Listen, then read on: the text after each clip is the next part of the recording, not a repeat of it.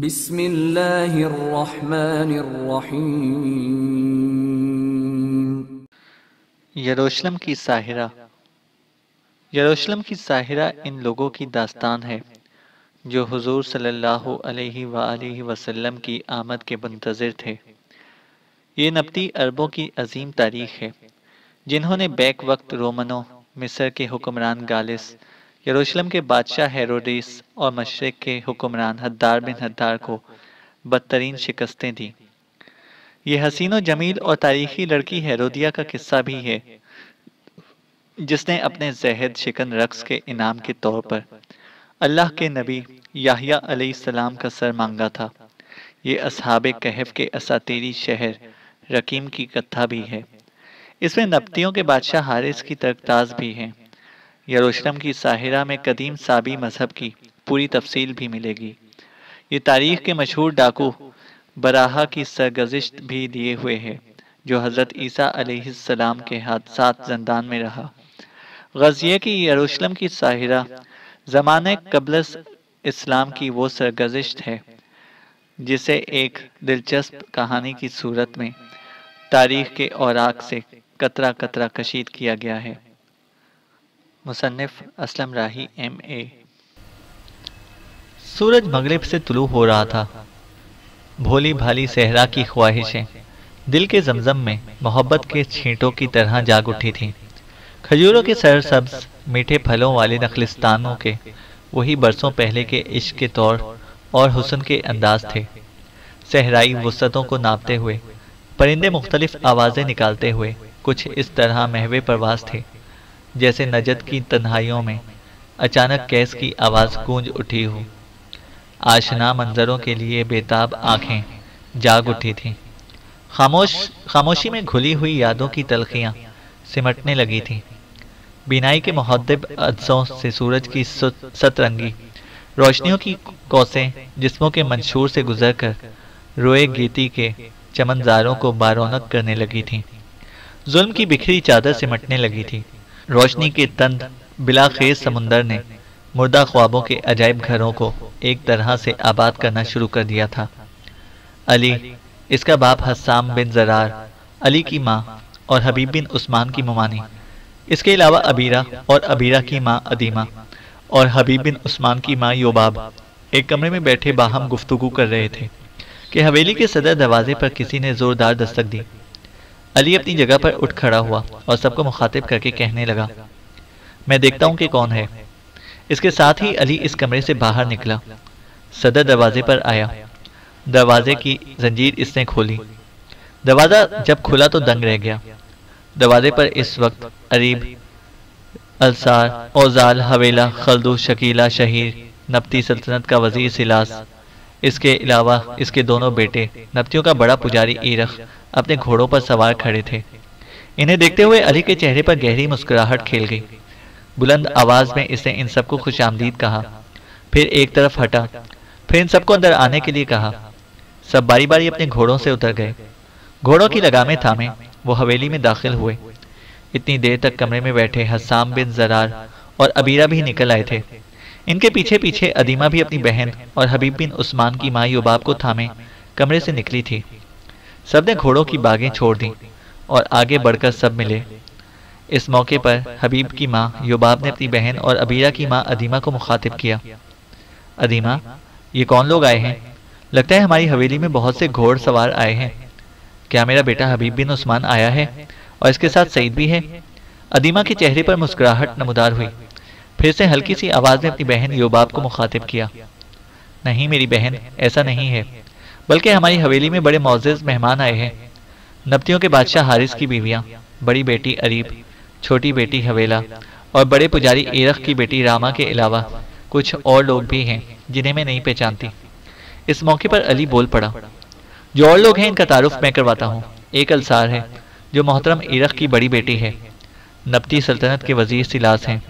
ان کے دونوں بیٹے تیمان اور یونا ہیں۔ یوباب نے بلند آواز میں سب کو خوش آمدید کہا۔ علی اور عبیرہ نے دو گھوڑوں کو ایک طرف باندھ دیا۔ پھر سب اسی طرح کمرے میں بیٹھ گئے جس کمرے میں علی اور اس کے اہل خانہ نکلے تھے۔ جب سب لوگ نشستوں پر بیٹھ گئے تب گفتگو کا آغاز سلاس نے کیا۔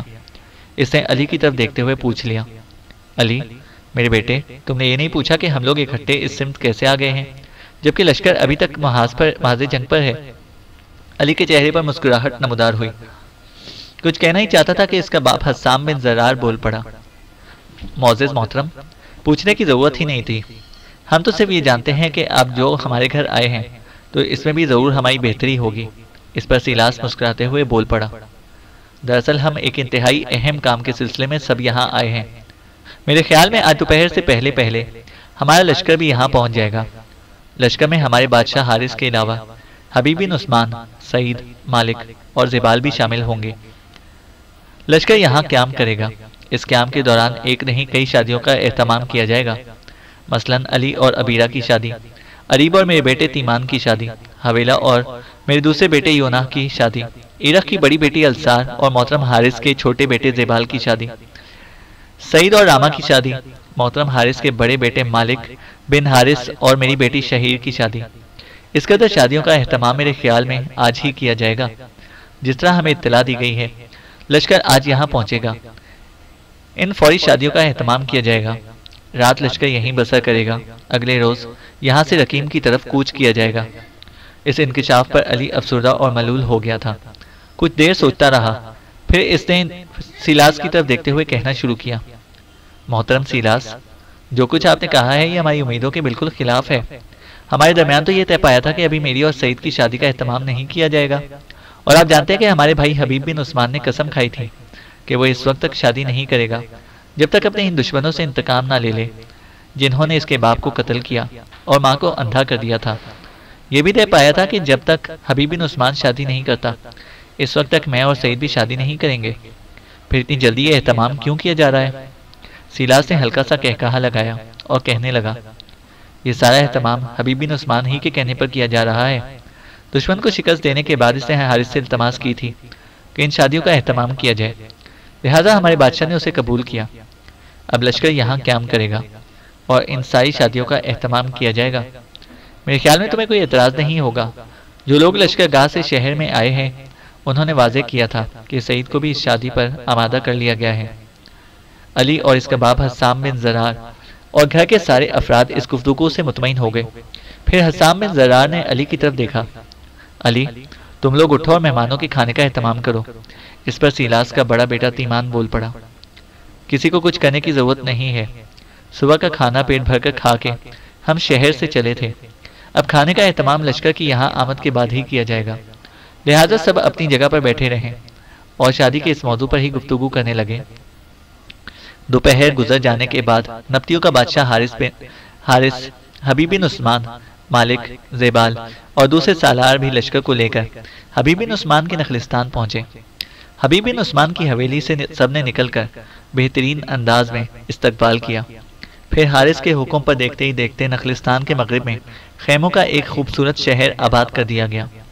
جس وقت خیمے نصب کیے جا رہے تھے اور حارث، مالک، زیبال اور دوسرے سالار استقبال کرنے والوں کے ساتھ محو گفتگو تھے، اس موقع پر اوزال دبے پاؤں حبیب بن عثمان کے پاس آئی، اس کے پہلو سے پہلو ملا کر کھڑی ہو گئی، پھر اپنا منہ اس کے کان کے قریب لے جاتے ہوئے مسکراتی ہوئی آواز میں کہنے لگی، اس فتح پر میں آپ کو مبارکباد پیش کرتی ہوں۔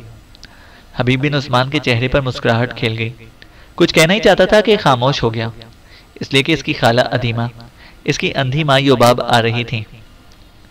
حبیب تڑپ کر آگے بڑھا، اپنی اندھی ماں کو سہارا دیا، اس کے پیچھے پیچھے اوزال بھی بھاگی، اس نے حبیب کا ہاتھ پکڑ کر پیچھے ہٹا لیا اور اسے مخاطب کر کے کہنے لگی، یہ کام آپ کا نہیں میرا ہے۔ پھر اسے خود ہی یوباب کو سہارا دیا، آگے بڑھی، جب یوباب قریب آئی تب حبیب بن عثمان بول پڑا، حارث کو مخاطب کیا، میرے دیگر اہل خانہ سے تو آپ کا تعارف ہو چکا ہے، یہ جو خاتون آ رہی ہیں یہ میری ماں ہیں، ان کے ساتھ میری خالہ اور عبیرہ کی ماں ادیمہ ہیں۔ لمحہ بھر کے لیے بڑے غور سے حارث نے حبیب بن عثمان کی ماں کو اپنی طرف آتے دیکھا، پھر احتراماً چند قدم وہ آگے بڑھا، اس کے آگے بڑھنے پر اوزال رک گئی، یوباب اور ادیمہ بھی کھڑی ہو گئی تھیں۔ اس موقع پر حارث بول پڑا، اے حبیب بن عثمان کی ماں، میں تیری عظمت کو سلام کرتا ہوں، تو خوش قسمت ہے کہ تو نے حبیب بن عثمان جیسے بیٹے کو جنم دیا۔ تیرے شوہر کے دشمنوں نے جو واردات تمہارے ساتھ کی، میرا دل کہتا ہے کہ عنقریب اس کا انتقام لیا جائے گا۔ اس میں شک نہیں کہ ان ظالموں نے تمہیں اندھا کر دیا ہے، تمہیں معذور بنا دیا ہے، لیکن وہ بچ کر نہیں جائیں گے۔ ایک نہ ایک روز انہیں پکڑا جائے گا اور تمہارے قدموں میں لا کر انتقام لیا جائے گا۔ اس روز میں بڑے دھوم دھام سے اور بڑی شان و شوکت کے ساتھ حبیب بن عثمان اور اوزال کی شادی کا اہتمام کروں گا۔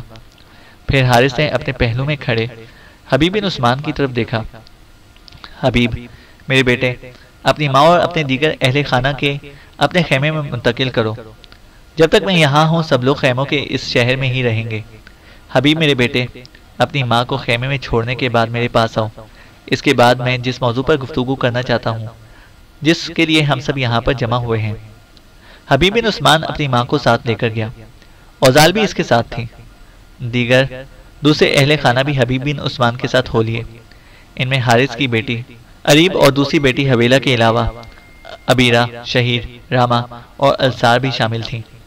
ان سب کو خیمے میں بٹھانے کے بعد حبیب بن عثمان اس جگہ پر آیا جہاں حارث اپنے سالاروں کے ساتھ کھڑا ہوا تھا۔ حبیب بن عثمان کے آنے کے بعد حارث بول پڑا، میرے عزیزو، پہلے تو سب مل کے لشکر کے کھانے کا بہترین انتظام کرو۔ اس موقع پر خصوصیت کے ساتھ حارث نے اپنے بیٹے مالک کی طرف دیکھا، پھر اسے مخاطب کیا، مالک، میرے بیٹے، جب تک ہمارے لشکر کا یہاں قیام ہے اور ہم یہاں ٹھہرے ہوئے ہیں، حبیب بن عثمان اور اس کے اہل خانہ کو ہماری طرف سے بہترین تواضع کا اہتمام ہونا چاہیے۔ دوسری بات یہ کہ تم ذرا حبیب کے خیمے میں جاؤ اور میری بیٹی عریب کو بلا کر لاؤ۔ اس پر مالک کی بجائے اس کا چھوٹا بھائی زبال بھاگا گیا۔ تھوڑی ہی دیر بعد عریب کو وہ ساتھ لایا۔ عریب جب حارث کے سامنے آئی تب حارث نے اسے مخاطب کیا، میری بیٹی، میں نے تمہیں اس لیے بلایا ہے کہ تم میری بڑی بیٹی ہو، سب سے زیادہ قابل اعتماد ہو۔ میں تم سے یہ کہنا چاہتا ہوں کہ سب کو یہ اطلاع کر دو کہ آج رات ساری شادیوں کا اہتمام کیا جائے گا، اس میں تمہاری شادی بھی شامل ہے۔ اب تم جاؤ اور ساری لڑکیوں کو شادی کے لیے تیار کرو۔ عریب نے جواب میں کچھ نہ کہا، فوراً وہاں سے ہٹ کر چلی گئی۔ حارث پھر حبیب بن عثمان کی طرف دیکھا، میرے بیٹے، میں اپنے خیمے کی طرف جا رہا ہوں، تم سب سے پہلے لشکریوں کے آرام اور ان کے کھانے کا جائزہ لو، اس کے بعد کسی دوسرے کام کی ابتدا کی جائے گی۔ اس کے ساتھ ہی حارث اپنے خیمے کی طرف بڑھتا چلا گیا۔ حبیب بن عثمان اپنے حصے کے زخمی ہونے والے لشکریوں کی تیمارداری کر رہا تھا کہ ایک سمت سے عریب اور اس کی چھوٹی بہن حویلہ تقریباً بھاگتی ہوئی آئیں۔ انہیں اپنی طرف آتے ہوئے دیکھ کر حبیب بن عثمان اور سعید ان کی طرف متوجہ ہو گئے۔ قریب آ کر دونوں بہنیں رکی۔ پھر عریب نے کسی قدر ہچکچاتے ہوئے حبیب بن عثمان کو مخاطب کیا، ابن عثمان، میرے بھائی، میں ایک نازک موضوع پر آپ سے گفتگو کرنے کے لیے آئی ہوں۔ اگر آپ نے برا ماننا ہے تو میں ابتدا ہی نہیں کروں گی، اگر آپ مان لیں تو آپ کا مجھ پر بڑا احسان اور بڑی مہربانی ہوگی۔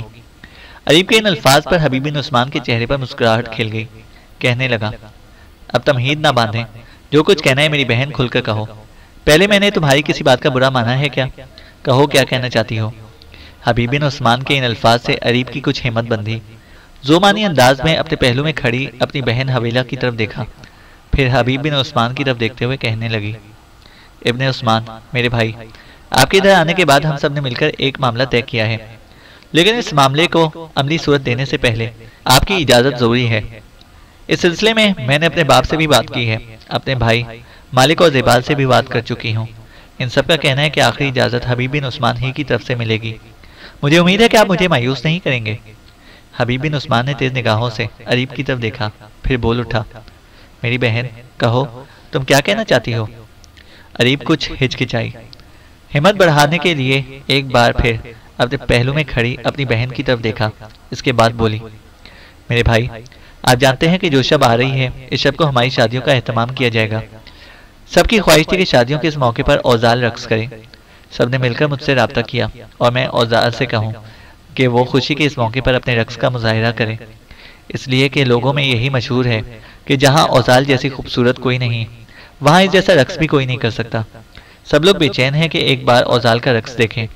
اس سلسلے میں نے جب اوزال سے بات کی تو اس کا کہنا تھا کہ جب تک حبیب بن عثمان اس کی اجازت نہیں دیں گے وہ ہرگز ایسا نہیں کر سکتی۔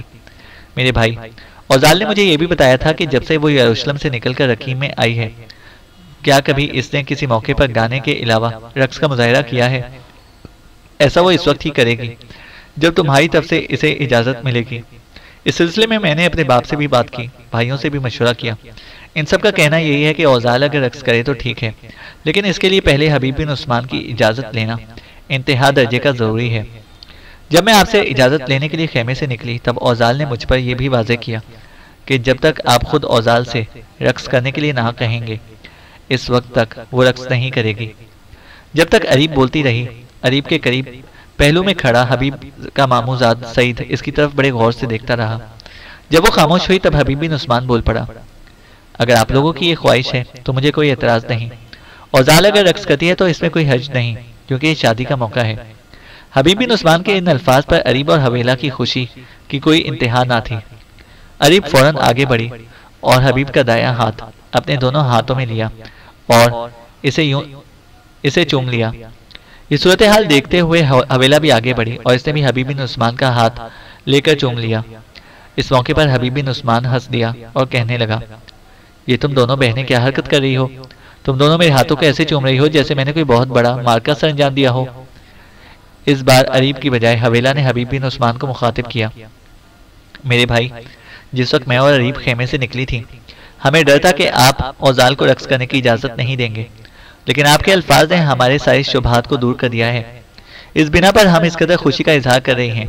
اب آپ ہمارے ساتھ چلیں اور خود جا کر اوزال سے کہیں کہ آنے والی شب کو شادیوں کے موقع پر اسے رقص کرنے کی اجازت ہے۔ حبیب بن عثمان نے سعید کو وہیں رہنے اور انتظامات کا جائزہ لینے کے لیے کہا۔ خود وہ اریب اور حویلا کے ساتھ ہو لیا۔ اریب اور حویلا کے ساتھ حبیب بن عثمان اپنے خیمے کے قریب آیا تو رک گیا۔ اس کے بعد اس نے اریب کی طرف دیکھا۔ اریب، خیمے کے اندر سب لوگ بیٹھے ہوئے ہیں، ان سب کی موجودگی میں اوزال سے اس موضوع پر بات نہیں کرنا چاہتا، تم جاؤ اوزال کو باہر بلا کر لاؤ۔ حویلا وہیں کھڑی رہی۔ اریب خیمے کے اندر گئی۔ تھوڑی دیر بعد وہ باہر نکلی تو اوزال بھی اس کے ساتھ تھی۔ حبیب بن عثمان کو وہاں دیکھتے ہوئے اوزال کے چہرے پر بھی مسکراہٹ بکھر گئی۔ بڑی تیزی سے وہ حبیب بن عثمان کے قریب آئی اور استفہامیہ سے انداز میں اس کی طرف دیکھنے لگی۔ حبیب بن عثمان نے اسے مخاطب کیا، کچھ لوگوں نے مجھے بتایا کہ تمہیں بہت رقص کرنا آیا ہوا ہے۔ یہ الفاظ ادا کرتے ہوئے حبیب بن عثمان کے چہرے پر ایک شرارتی سی مسکراہٹ تھی۔ ان الفاظ پر اوزال چونکی۔ سوالیہ سے انداز میں اس نے باری باری اریب اور حویلا کی طرف دیکھا۔ اس پر اریب نے تیز نگاہوں سے حبیب بن عثمان کا جائزہ لیا اور بولی، حبیب میرے بھائی، کیا آپ اوزال کو یہی بات کہنے میرے ساتھ آئے تھے؟ اوزال حبیب بن عثمان کے ان الفاظ پر اداس اور افسردہ ہو گئی۔ اس موقع پر حبیب بن عثمان نے ایک کہکہا لگایا اور کہنے لگا، اوزال تمہیں فکر مند ہونے کی ضرورت نہیں، وہ تو یوں ہی میں نے جملہ مذاق کے طور پر کہہ دیا تھا۔ بہرحال تمہیں رقص کرنے کی اجازت ہے۔ اس موقع پر اریب بول پڑی، شادیوں کے لیے ایک بہت بڑے شامیانے کا انتظام کیا گیا ہے۔ اس شامیانے کے اندر صرف رقیم شہر سے آئے ہوئے مہمان اور میرے بھائی ابن عثمان کے نخلستان کے کچھ سرکردہ لوگ اور ان کے عزیز و اقارب شامل ہوں گے، اس کے علاوہ کوئی نہیں ہوگا۔ بس انہی کے سامنے اوزال میری بہن تمہیں رقص کرنا ہوگا۔ اریب جب خاموش ہوئی تب حبیب بن عثمان نے اوزال کو مخاطب کیا، اوزال یہاں آنے کے بعد مجھے تم سے اپنے کتے کے احوال کا پوچھنے کا خیال ہی نہ رہا، وہ اس وقت کہاں ہے؟ اوزال مسکرائی اور کہنے لگی، میں اس کو اپنے ساتھ لے کر آئی تھی، وہ اس وقت آپ کی حویلی کے اندر ہے، آپ کے گھر کے سارے افراد سے وہ خوب شناسا ہے، آپ کے ماموں نے اسے ایک جگہ باندھ دیا تھا، لہٰذا وہ اس وقت بھی آپ کی حویلی ہی میں ہے۔ اوزال کے ان الفاظ سے حبیب بن عثمان مطمئن ہو گیا۔ پھر اس نے اریب کی طرف دیکھا، اریب میری بہن، میرا کام اب ختم ہوا، میں اپنے لشکر کی طرف جاتا ہوں۔ تم جانتی ہو کہ میں زخمیوں کی دیکھ بھال کر رہا تھا اور ابھی مجھے لشکر کے کھانے کا بھی انتظام کرنا ہے۔ اریب نے جب حبیب بن عثمان کا شکریہ ادا کیا، حبیب بن عثمان وہاں سے ہٹ گیا۔ اریب، حویلا، اوزال تینوں خیمے کے اندر چلی گئیں۔ سورج غروب ہونے کے تھوڑی دیر بعد مالک بن حارث اور شہیر، اریب اور تیمان، حویلا اور یونا، السار اور زیبال، راما اور سعید، علی اور عبیرہ کی شادی کا اہتمام کیا گیا۔ شادیوں کا یہ سارا انتظام ایک بہت بڑے شامیانے کے اندر کیا گیا تھا۔ اسی کے اندر سارے مہمان بیٹھے تھے۔ جب شادیوں کی رسم ادا کی جا چکی تب اوزال کو رقص کرنے کے لیے بلایا گیا۔ اوزال اس وقت رقص کا زرق برق لباس پہنے ہوئے تھی۔ شادیوں کی رسومات کے دوران وہ حبیب بن عثمان کے پہلو میں بیٹھ کر شادیوں کی رسومات سے لطف اندوز ہوتی رہی تھی۔ جب اسے رقص کے لیے بلایا گیا تب وہ حبیب بن عثمان کے پاس سے اٹھی اور سارے مہمانوں کے درمیان میں جو شہ نشین بنی ہوئی تھی اس پر آن کھڑی ہوئی۔ اس موقع پر اس کے شگفتہ پھولوں اور ادکھلی کلیوں سے ہونٹوں پر ہلکا سا تبسم تھا، گالوں کے گلابوں میں ایک شرماہٹ تھی، بالکل یوں جیسے چاند کی چاندنی میں کوئی مسکراتا ہوا گلاب اچانک لوگوں کے سامنے آن کھڑا ہو۔ ایک سوالیہ سی نگاہ اس نے اپنے قریب ہی بیٹھے حبیب بن عثمان پر ڈالی۔ حبیب بن عثمان شاید اس کی نگاہ کا مطلب سمجھ گیا تھا۔ ہلکے سے انداز میں اس نے اسبات میں اپنا سر ہلا دیا، جس پر اوزال اپنے کسے ہوئے بدن الڑ شباب کو حرکت میں لائی۔ آہستہ آہستہ اس نے رقص کی ابتدا کی، بالکل یوں جیسے ویران و لگدگ صحرا میں ہلکا در ہلکا دھنک رنگ اترنے لگے ہوں۔ آہستہ آہستہ اوزال کے رقص میں تیزی آنا شروع ہو گئی۔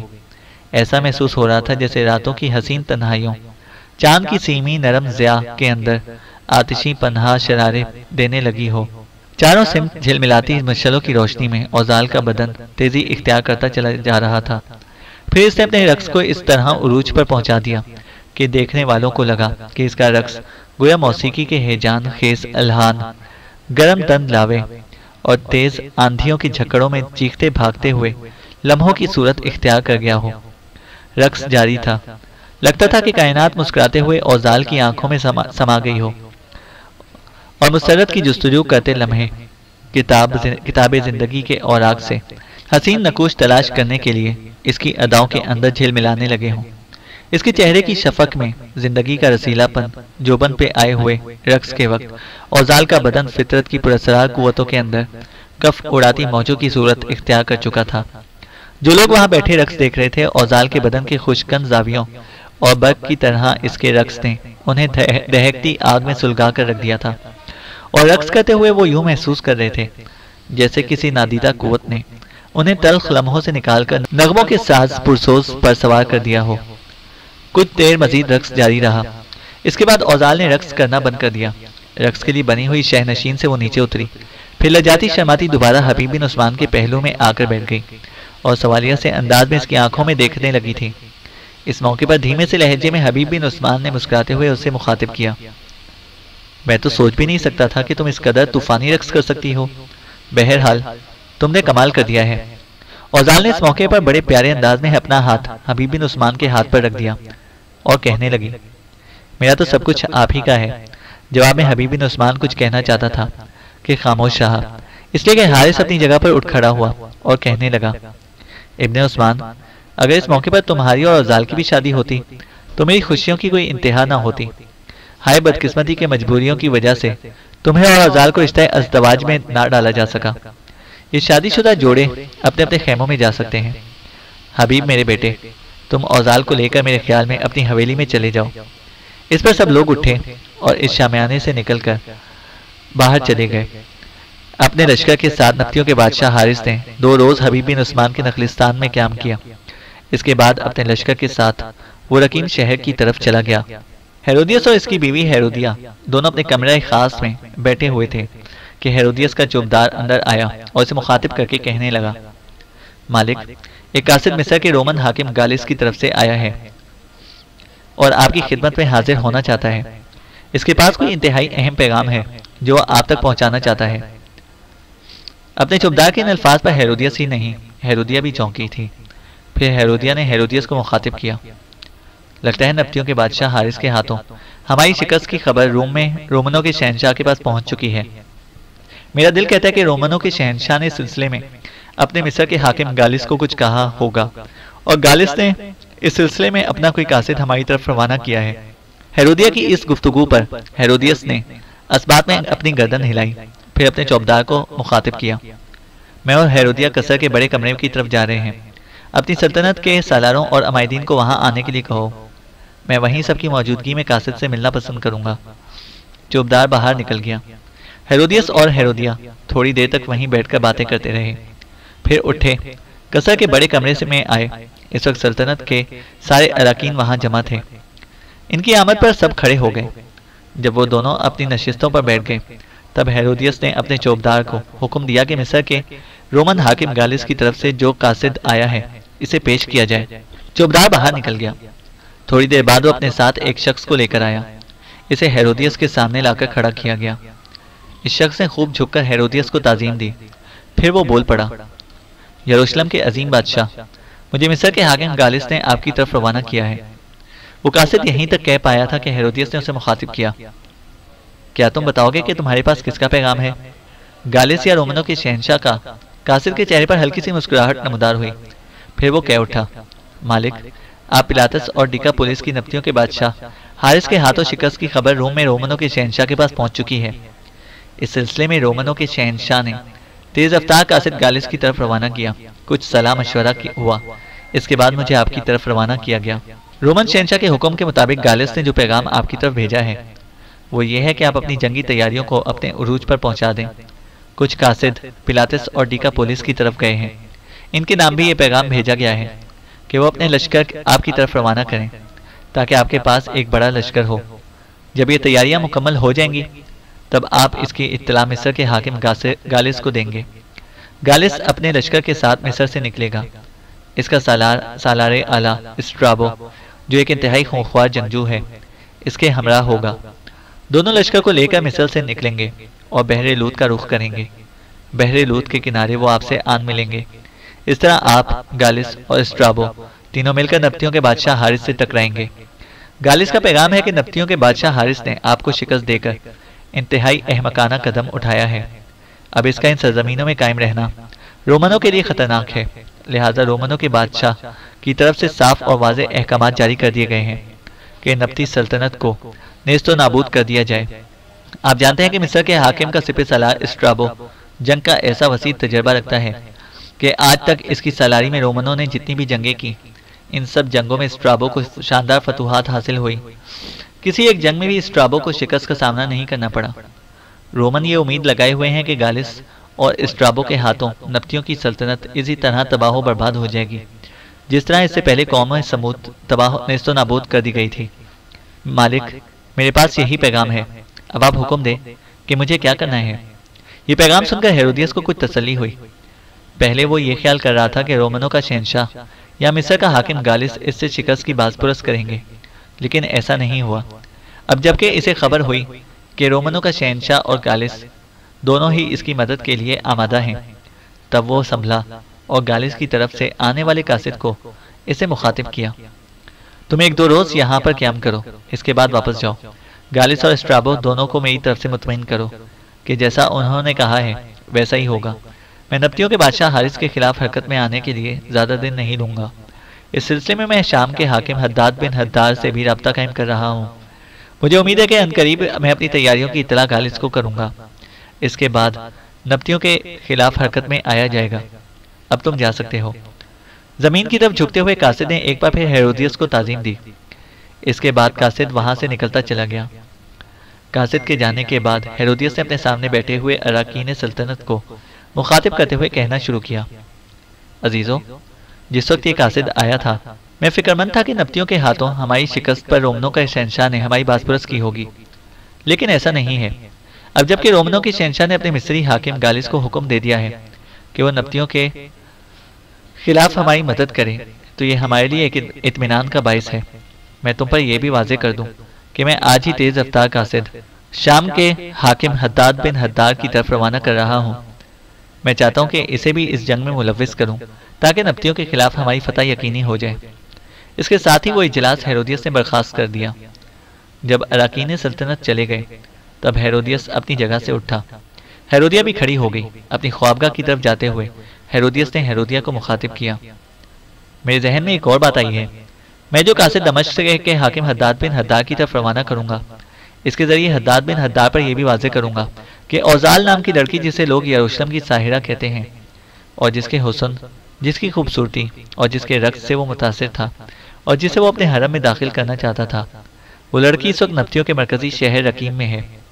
میں حداد بن حدار کو یہ بھی ترغیب دوں گا کہ اگر وہ یروشلم کی ساحرہ کو حاصل کرنا چاہتا ہے تو ہمارے ساتھ مل کر نبطیوں کے خلاف لشکر کشی کرے۔ مجھے امید ہے کہ میری اس ترغیب پر حداد بن حدار ایسا کرنے پر رضامند ہو جائے گا۔ ہیرودیا نے ہیرودیس کی اس تجویز کو پسند کیا، پھر دونوں مسکراتے ہوئے اپنی خوابگاہ کی طرف چلے گئے۔ ادھر دمشق شہر میں سابی مذہب سے تعلق رکھنے والا ارض شام کا حاکم حداد بن حدار ایک کمرے میں بیٹھا ہوا تھا کہ اس کے سامنے ایک قاصد کو پیش کیا گیا۔ قاصد جب حداد بن حدار کے سامنے آیا تو حداد بن حدار نے اسے مخاطب کیا، مجھے بتایا گیا ہے کہ تم ہمارے بھائی ہیرودیس کی طرف سے آئے ہو، کہو تم کیا کہنا چاہتے ہو؟ قاصد جو ایک لمبی ابا پہنے ہوئے تھا جھکا، اس کی ابا کے نیچے والے سرے زمین کو چھو گئے، پھر اس نے اپنی کمر کا خم سیدھا کیا اور حداد بن حدار کو مخاطب کیا، دمشق کے عظیم بادشاہ، آپ تک یہ تو خبر پہنچ چکی ہوگی کہ نبطیوں کے بادشاہ حارث کے ہاتھوں ہیرودیس، پلاطس اور ڈیکا پولس تینوں کو بدترین شکست کا سامنا کرنا پڑا ہے۔ اس شکست کی خبریں رومنوں کے شہنشاہ تک پہنچی ہیں، لہٰذا اس نے اپنے مصری حاکم گالس کو حکم دیا ہے کہ ہیرودیس کے ساتھ مل کر نبطیوں سے جنگ کی ابتدا کی جائے اور نبطیوں کو نیست و نابود کیا جائے۔ اب ہیرودیس جنگی تیاریوں میں مصروف ہے۔ جب اس کی تیاریاں مکمل ہو جائیں گی تب وہ اپنی تیاریوں کی اطلاع مصر کے حاکم گالس کو کرے گا۔ اس کے بعد گالس اور اس کا خونخوار جنرل اسٹرابو دونوں لشکر لے کر نکلیں گے اور ہیرودیس سے مل کر نبطیوں پر حملہ آور ہوں گے۔ دمشق کے عظیم حاکم نے کچھ عرصہ پہلے یروشلم شہر میں اپنے لیے ایک لڑکی کو پسند کیا تھا۔ وہ لڑکی جہاں شہر کی سب سے خوبصورت لڑکی تھی، وہاں گمان کی حدوں کو پار کرتی ہوئی عمدہ رقاصہ بھی تھی۔ آپ نے اسے اپنے حرم میں داخل کرنا چاہا تھا، لیکن وہ لڑکی یروشلم سے بھاگ گئی تھی۔ وہ لڑکی یروشلم سے بھاگ کر نبطیوں کے شہر رقیم میں گئی۔ اس وقت وہ رقیم شہر میں موجود ہے۔ ہمارے بادشاہ ہیرودیس نے آپ کے نام یہ پیغام بھیجا ہے کہ مصر کے حاکم گالس کے ساتھ مل کر وہ جو نبطیوں کے خلاف جنگ کرنا چاہتے ہیں، اس جنگ میں آپ بھی شریک ہوں۔ اس طرح تینوں قوتیں مل کر نبطیوں کی سلطنت کو تباہ و برباد کر سکتی ہیں، اور اس کے تین بڑے فوائد حاصل ہوں گے۔ پہلا فائدہ یہ کہ تینوں کو نبطیوں کی طرف سے کوئی خطرہ نہیں رہے گا۔ دوسرا فائدہ یہ ہوگا کہ نبطیوں کے وسیع علاقے تینوں قوتوں میں بانٹ دیے جائیں گے۔ تیسرا فائدہ صرف آپ کے لیے مختص ہے، اور وہ یہ کہ جنگ کے دوران اوزال کو حاصل کر کے آپ کے حوالے کر دیا جائے گا اور آپ اسے اپنے حرم میں داخل کر سکیں گے۔ قاصد تھوڑی دیر کے لیے رکا، پھر دوبارہ بول اٹھا، بس میرے پاس یہی پیغام ہے جو میں اپنے بادشاہ ہیرودیس کی طرف سے لایا ہوں۔ قاصد خاموش ہو گیا۔ حداد بن حداد تھوڑی دیر تک مسکراتا رہا، پھر قصر میں اس کی آواز گونج گئی، سنو قاصد، جو پیغام تم اپنے بادشاہ ہیرودیس کی طرف سے لے کر آئے ہو یہ بہت اچھا اور پرکشش ہے، لیکن میں اسے فی الحال نامنظور کرتا ہوں۔ اس کی وجہ بھی میں تمہیں بتاتا ہوں۔ یہ خبر تو مجھ تک پہنچ چکی ہے کہ نبطیوں کے بادشاہ حارث کے ہاتھوں ہیرودیس، پلاطس اور ڈیکا پولس کو بدترین شکست ہو چکی ہے۔ اب چونکہ نبطیوں سے انتقام لینے کے لیے مصر کا حاکم گالس اور اس کا خونخوار سپہ سالار اسٹرابو بھی حرکت میں آنے والے ہیں، لہٰذا میں ان قوتوں کے ساتھ اتحاد نہیں کر سکتا، اس لیے کہ اگر میں ان کے ساتھ لڑوں اور میری وجہ سے نبطیوں کو شکست ہو تو یہ فتح ہیرودیس، گالس اور اسٹرابو کے کھاتے میں چلی جائے گی۔ میں ایسا نہیں چاہتا۔ پہلے گالس، ہیرودیس اور اسٹرابو نبطیوں سے ٹکرائیں گے۔ اگر وہ فتح مند رہے تو ان کی خوش قسمتی، اور وہ اپنا مقصد حاصل کرنے میں کامیاب ہو جائیں گے۔ تاہم میں کل کسی بھی وقت اپنا تیز رفتار قاصد نبطیوں کے بادشاہ حارث کی طرف روانہ کروں گا اور اس سے مطالبہ کروں گا کہ اوزال یعنی یروشلم کی ساحرہ کو میرے قاصد کے ساتھ عزت اور احترام کے ساتھ باحفاظت دمشق کی طرف روانہ کر دیا جائے تاکہ میں اسے اپنے حرم میں داخل کر سکوں۔ اگر میری قوت سے خوفزدہ ہو کے نبطیوں کے بادشاہ حارث نے یروشلم کی ساحرہ کو میری طرف روانہ کر دیا تب میں خاموش ہو جاؤں گا اور گالس، اسٹرابو اور ہیرودیس کے ٹکراؤ کے نتیجے کا انتظار کروں گا۔ اگر آنے والی جنگ میں پھر نبطیوں کے بادشاہ حارث کے ہاتھوں گالس، اسٹرابو اور ہیرودیس کو شکست ہوتی ہے تب میں اکیلا نبطیوں کے بادشاہ کے خلاف حرکت میں آؤں گا اور اس سے جنگ کروں گا، اور پھر دنیا دیکھے گی کہ میں کیسے نبطیوں کو تباہ و برباد کرتا ہوں۔ اس طرح اس جنگ کی ساری کارگزاری اور فتح مندی میرے حصے میں آئے گی اور نبطیوں کا سارا علاقہ میرے قبضے میں آئے گا۔ ان کے سارے شہروں پر میری حکومت ہوگی۔ بس یہی وہ بات ہے جو میں چاہتا ہوں۔ حداد بن حداد کی اس گفتگو پر ہیرودیس کی طرف سے آنے والا قاصد بڑا معتجب ہوا۔ حیرت سے وہ حداد بن حداد کی طرف دیکھے جا رہا تھا۔ حداد بن حداد تھوڑی دیر مسکراتا رہا، پھر قاصد کو اسے مخاطب کیا، لگتا ہے میری گفتگو نے تمہیں پریشان اور حیرت زدہ کر دیا ہے۔ تمہیں فکر مند ہونے کی ضرورت نہیں ہے۔ ہیرودیس میرا دوست ہے، لیکن میں اپنی فتح مندی میں کسی کو حصے دار نہیں بنانا چاہتا۔ میں اگر نبطیوں کے خلاف حرکت میں آؤں گا تو اکیلا ہی آؤں گا، اور دنیا دیکھے گی کہ میں کیسے نبطیوں کو شکست دیتا ہوں۔ تم یہاں قیام کرنا چاہتے ہو تو تمہارے قیام کا عمدہ انتظام کیا جائے گا۔ تم واپس جانا چاہو تو تمہاری واپسی کا بھی عمدہ انتظام کیا جائے گا۔ واپس جا کر اپنے بادشاہ اور میرے دوست ہیرودیس سے کہنا کہ میں اس جنگ میں اپنی قوت استعمال نہیں کروں گا۔ پہلے وہ گالس اور اسٹرابو کے ساتھ نبطیوں کے خلاف حرکت میں آئیں گے۔ اگر انہیں فتح ہوتی ہے تو ان کی خوش قسمتی ہے۔ میں جنگ کے بغیر یروشلم کی ساحرہ کو حاصل کرنا چاہوں گا۔ اگر یروشلم کی ساحرہ کو میرا کہا نہ مانتے ہوئے میرے حوالے نہ کیا گیا تو پھر نبطی اپنی موت اور اپنی شکست کو دعوت دیں گے۔ ان کی شکست کا ذمہ دار میں اکیلا ہی بننا چاہتا ہوں۔ حداد بن حداد کی اس گفتگو سے اس کے اراکین سلطنت بھی خوش اور مطمئن تھے۔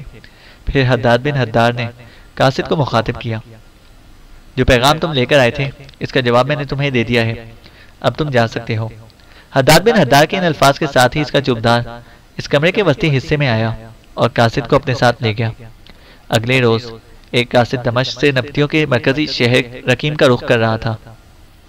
ایک روز حبیب بن عثمان، مالک بن حارث، زیبال بن حارث اور سعید سپہ گری کے لیے مختص میدان کے کنارے لشکر میں نئے شامل کی جانے والے لشکریوں کی تربیت کا جائزہ لے رہے تھے کہ حارث کے قصر کا نقیب بڑی تیزی سے ان کے پاس آیا اور مالک اور حبیب بن عثمان دونوں کی طرف دیکھتے ہوئے کہنے لگا، آپ سب کو فی الفور آقا نے قصر میں طلب کیا ہے۔ دو اہم معاملات ہیں جن پر آپ سے گفتگو کی جائے گی۔ کچھ خبریں ہمارے ناظر لائے ہیں اور ایک قاصد دمشق کی طرف سے آیا ہے، اس سلسلے میں آپ سب کو بلایا گیا ہے۔ نقیب کے اس انکشاف پر سب نے زومانی انداز میں ایک دوسرے کی طرف دیکھا، پھر سب اس کے ساتھ ہو لیے۔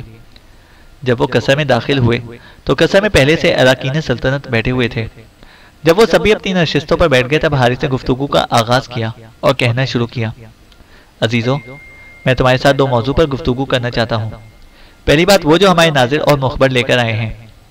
ہمارے ناظروں کا کہنا ہے کہ ہمارے ہاتھوں ہیرودیس پلاتس اور ڈیکا پولیس کی شکست کی خبر رومنوں کے شہنشاہ تک پہنچ گئی ہے۔ اس نے اس سلسلے میں اپنے مصری حاکم گالس کو ہدایات جاری کی ہیں۔ گالس نے قاصد کے ذریعے ہیرودیس سے رابطہ قائم کیا اور دونوں کے درمیان یہ طے پایا کہ ہیرودیس اپنی جنگی تیاریوں کو عروج پر پہنچا دے۔ جب وہ تیاریاں مکمل کرے تو اس کی اطلاع گالس کو کرے۔ اس کے بعد گالس اپنے سپہ سالار اسٹرابو کے ساتھ ایک لشکر لے کر مصر سے نکلے گا اور ہیرودیس سے آن ملے گا اور دونوں ہم سے ٹکرانے کی کوشش کریں گے۔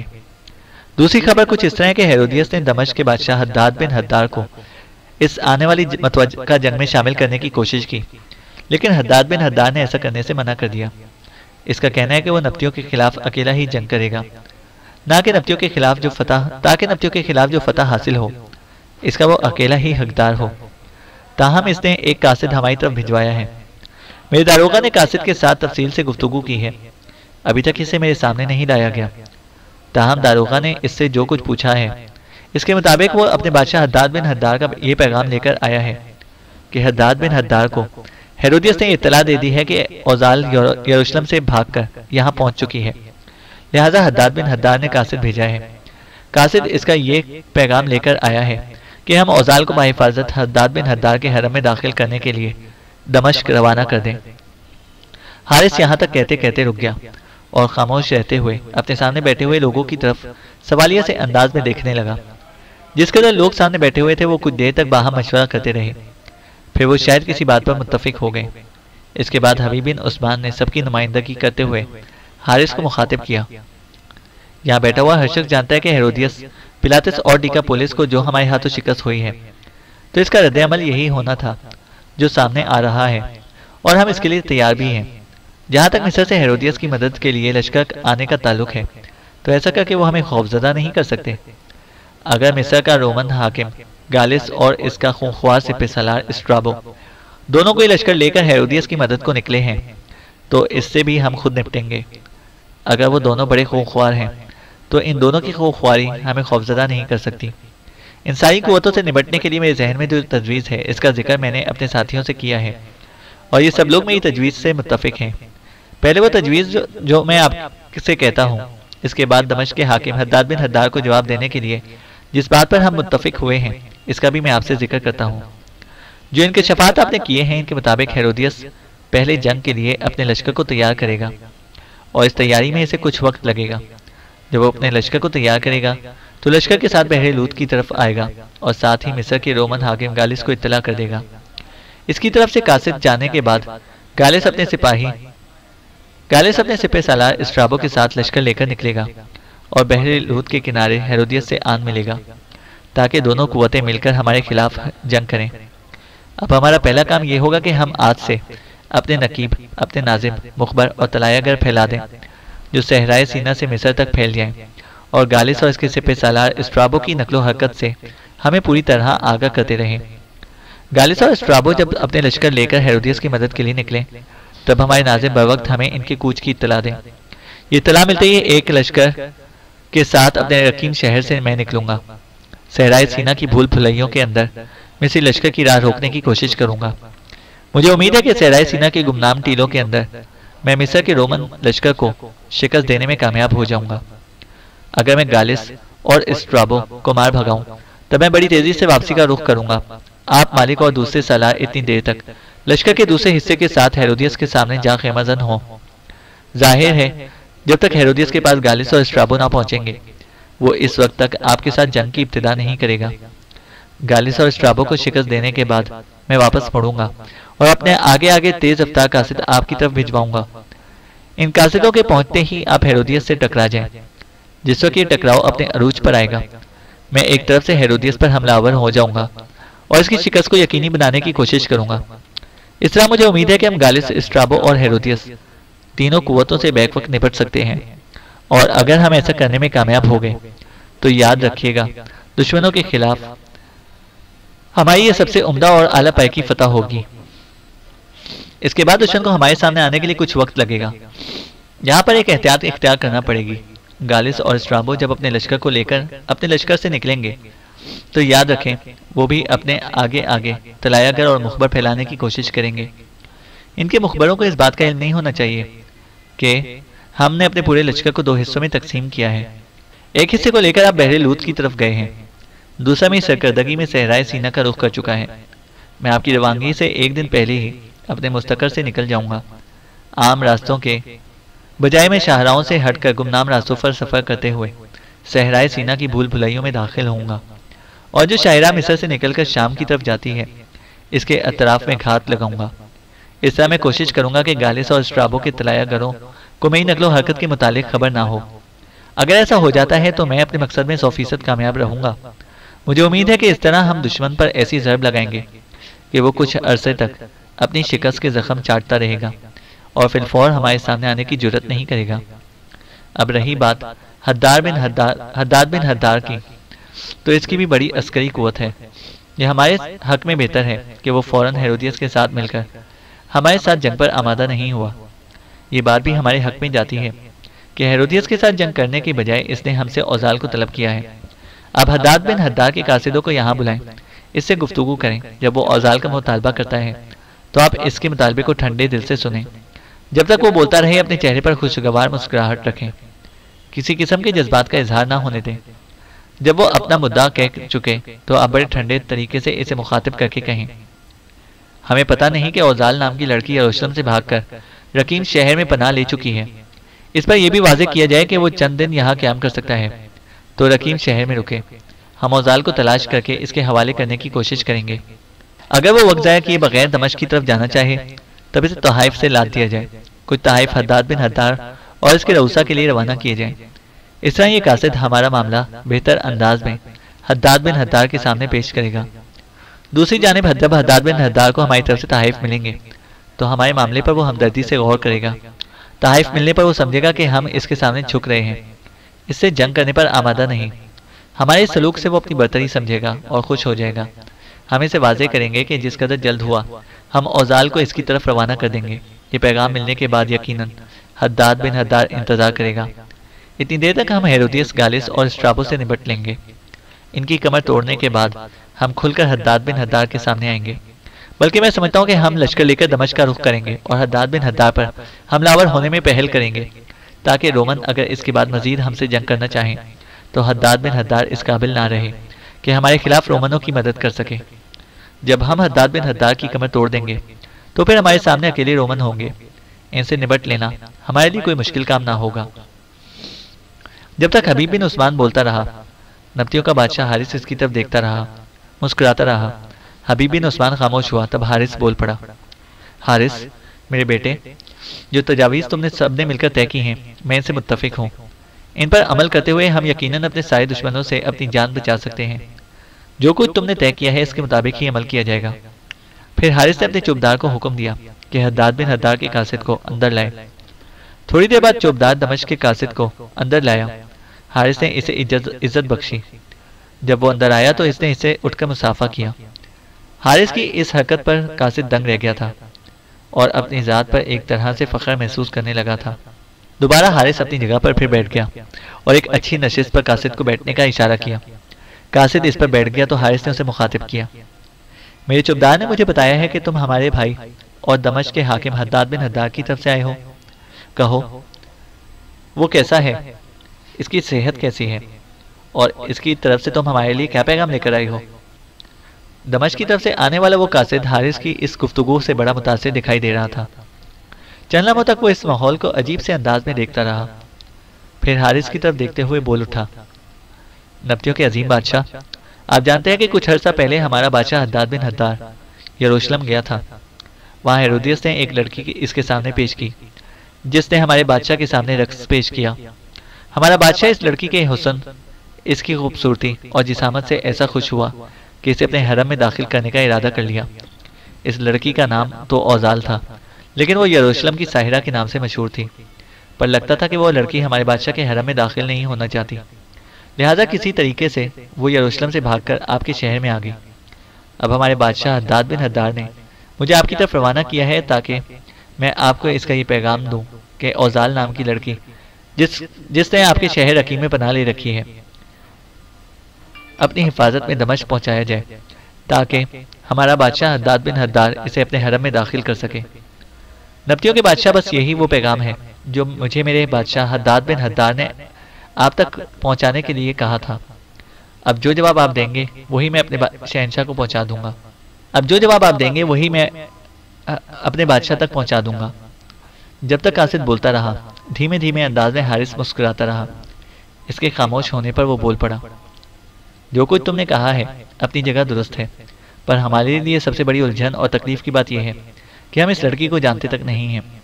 اگر وہ لڑکی ہماری نگاہ میں ہوتی، اگر ہم اسے جانتے تو ہم ابھی اور اسی وقت چند مسلح دستے تیار کرتے اور اس لڑکی کو تمہارے ساتھ دمشق کی طرف روانہ کر دیتے۔ اب چونکہ ہم پر ابھی انکشاف ہوا ہے کہ اس لڑکی نے یروشلم سے بھاگ کر ہمارے مرکزی شہر میں پناہ لے رکھی ہے، تو ہمیں اس لڑکی کو تلاش کرنا ہوگا۔ جو ہی وہ ہمیں مل جاتی ہے، دمشق کی طرف روانہ کر دیا جائے گا۔ اگر میرے مہربان تم کچھ دن رکو تو ہم اس لڑکی کو تلاش کریں گے تاکہ تم اسے اپنے ساتھ لے کر جا سکو۔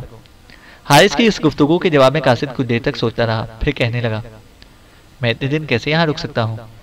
حارث فوراً بول پڑا، شاید یہ ساری گفتگو اس کی امیدوں کے مطابق ہو رہی تھی، لہٰذا اس قاصد کی بات کاٹتے ہوئے اس سے دوبارہ کہنا شروع کیا، اگر تم نہیں رک سکتے تو کوئی بات نہیں، تم لوٹ جاؤ۔ تمہارے جانے کے بعد پوری تندہی سے ہم اوزال نام کی اس لڑکی کو تلاش کریں گے۔ جو ہی وہ ہمیں مل جاتی ہے، ہم مسلح دستوں کے ساتھ اسے دمشق کی طرف روانہ کر دیں گے۔ یہ ہمارا حداد بن حدار کے ساتھ پختہ وعدہ ہے۔ جانے سے پہلے ہم تمہیں کچھ تحائف بھی دیں گے۔ ان میں سے کچھ تحائف تمہاری ذات کے لیے ہوں گے اور کچھ اپنے بادشاہ حداد بن حدار کو پیش کرنا۔ حارث کے اس انکشاف پر قاصد پھولا نہیں سما رہا تھا۔ وہ امید تک نہیں کر سکتا تھا کہ اسے اس قدر عاجزی سے جواب دیا جائے گا۔ وہ اس بات کی بھی امید نہیں کر رہا تھا کہ اسے تحائف سے نوازا جائے گا، لہذا عجیب سے نشے میں وہ حارث کی طرف دیکھتے ہوئے بولا، نبطیوں کے بادشاہ، جو کچھ آپ نے کہا ہے وہ بہتر اور درست ہے۔ میں معذرت خواہ ہوں کہ میں یہاں رکوں گا نہیں۔ میں واپس دمشق کی طرف چلا جاتا ہوں اور اپنے بادشاہ حداد بن حدار کو یقین دلاؤں گا کہ نبطیوں کے بادشاہ کو اوزال کا نہیں پتا، تاہم مجھ سے وعدہ کیا ہے کہ وہ اپنے شہر میں اوزال کو تلاش کرے گا اور جو ہی وہ مل جاتی ہے وہ اسے بحفاظت دمشق پہنچانے کی کوشش کرے گا۔ حارث شاید دمشق کے اس قاصد سے ایسے ہی جواب کی توقع رکھتا تھا۔ بے پناہ خوشی کا اظہار کرتے ہوئے کہنے لگا، اگر ایسی بات ہے تو تم صرف ایک روز یہاں قیام کرو تاکہ ہم وہ تحائف تیار کریں جو تمہارے اور تمہارے بادشاہ حداد بن حدار کے لیے ہیں۔ اب تم میرے چوبدار کے ساتھ جاؤ اور آج کی شب ہمارے یہاں قیام کرو۔ پھر حارث نے اپنے چوبدار کو قاصد کے ساتھ لے جانے کے لیے کہا۔ اس پر قاصد اٹھ کھڑا ہوا، چوبدار نے آگے بڑھا اور قاصد کو ساتھ لے کر چلا گیا۔ قاصد کے جانے کے بعد حارث کچھ دیر تک اپنے سالاروں اور دیگر اراکین سلطنت کے ساتھ مشورہ کرتا رہا، پھر اس نے وہ محفل برخاست کر دی۔ دوسرے روز قاصد کو بہترین تحائف پیش کیے گئے۔ جو تحائف اس کو پیش کیے گئے تھے وہ بہت قیمتی اور متاثر کر دینے والے تھے، اور جو تحائف حداد بن حدار کی طرف روانہ کیے گئے تھے وہ بھی بیش بہا تھے۔ اس طرح قاصد مطمئن ہو کر حکیم سے روانہ ہو گیا۔ دمشق پہنچ کر اس قاصد نے حارث کی بہترین وکالت کی، اس لیے کہ جو تحائف اسے ملے تھے وہ تحائف اسے ایسا کرنے پر مجبور کر رہے تھے۔ اپنے قاصد کی گفتگو سے دمشق کا بادشاہ حداد بن حدار بھی مطمئن ہو گیا۔ وہ یہی خیال کر رہا تھا کہ حارث نے جو اس کی طرف تحائف بھجوائے ہیں تو ایک طرح سے نبطیوں کا بادشاہ اس کے سامنے جھک گیا ہے، اور پھر حداد بن حدار کو یہ بھی امید ہو گئی تھی کہ اب اوزال ملے گی۔ حارث اسے مسلح دستوں کے ساتھ دمشق کی طرف روانہ کر دے گا، لہذا حارث کی طرف سے مطمئن ہو کر حداد بن حدار بڑی بے چینی سے اوزال کا انتظار کرنے لگا۔ نبطی بھی یہی چاہتے تھے۔ چینل کو سبسکرائب کریں اور بیل آئیکن کو پریس کریں تاکہ ہماری ہر اپڈیٹ آپ کو بر وقت مل سکے۔